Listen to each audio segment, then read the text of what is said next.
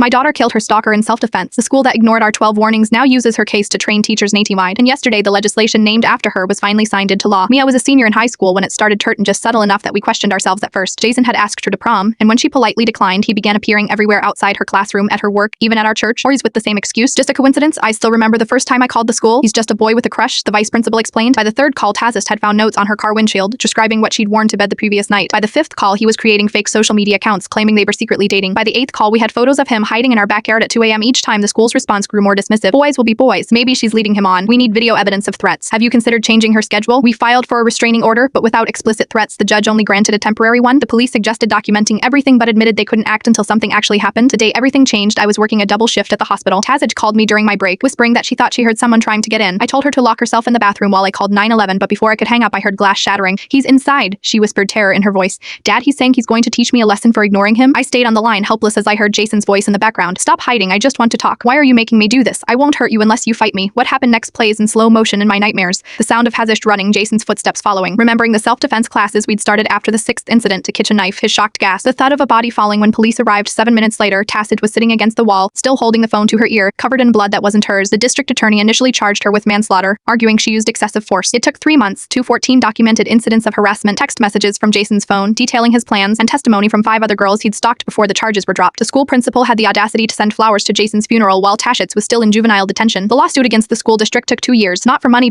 though the settlement helped pay for Tabit's therapy parter, but for accountability. The discovery process revealed emails between administrators joking about Wennings being dramatic and attention-seeking. One counselor had written another complaint from the our last name girl. Being with the others, the settlement required the district to implement comprehensive anti-stalking protocols and training. The irony wasn't lost on us that the same administrators who ignored our pleas now had to attend mandatory training based on their failures. Maya graduated college last year with a degree in criminal justice. She speaks at schools nationwide about recognizing stalking behaviors and the deadly consequences of institutional indifference, and listen to her in a way they never would to police officers or teachers. Yesterday, after 3 years of advocacy, the governor signed Hondas's law, requiring schools to respond to stalking complaints with specific protocols and documentation. The signing ceremony was held at Tanish's old high school barn, the same building where administrators once suggested she be flattered by the attention. As we left the ceremony, a current student approached Tanish. Thank you, she whispered. They actually took me seriously last month when I reported someone following me. The counselor said, we don't want another Tevich situation. My daughter smiled sadly. That's all I ever wanted, parent to be taken seriously before it was too late. Sometimes the system only learns through its most catastrophic failures, and sometimes those who survive them become the teachers no one can ignore.